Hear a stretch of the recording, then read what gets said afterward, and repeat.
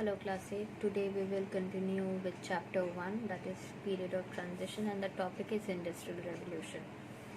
So what is industrial revolution?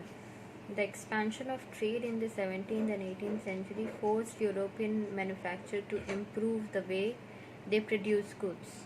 As a result of the better method of production, an economic revolution started in England around 1750, and this came to be called as the Industrial Revolution. Now, why?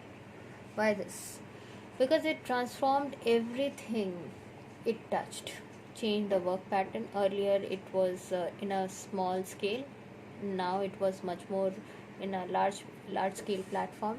Transformed European social structure, altered international balance of power, caused pollution explosion, which we till today we are facing, provoked rapid growth of cities, population explosion, sparked advancement in science, medicine, and agriculture, helped create the modern world, which is having industrial revolution is having the negative and positive side both. So why it happened in England? So England possessed expanding market for manufactured products. Colonies were there. They were with the help of voyage of discovery. They were controlling majority part of this world. Whatever they are making in large scale, they need market as well. So colonization or imperialism we will study in the next video. I will explain about it, imperialism, how it is related.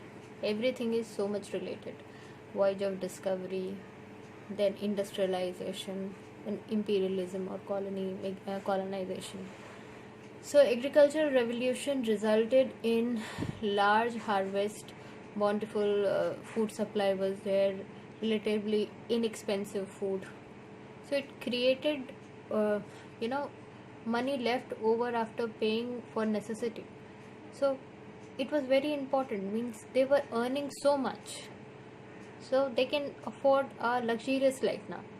It is not about just having food. That much money you are having for having food, it's sufficient. No, now surplus money is there, so they can do different things and live a life of comfort. So spending these income in small purchase of manufactured items like shoes, clothes, metal. So if surplus is there, then you can go for different thing, right? If money is less, a poor person will only think about food, okay? But a millionaire can also think about getting a new car or buying a new house. So they are having surplus money, so they can think and buy a lot of things, okay? So all this made a huge market. Now, other factors why industrialization was rapidly growing in England: cheap transportation was there, effective central bank, well developed credit facility, means there was loan facility, as well as government was stable, it is not changing and it's supporting the businessmen. Cotton textile was booming, okay? So first sector of industries that domestic system had was cottage industry. Okay, so putting out industry, everything done by hand earlier. People worked in their spare time for agricultural work. Whenever they were farmers as well as they were doing part-time work. But it changed after industrialization. Now they are full-time workers. Another factor which gave rise to industrialization was the machines.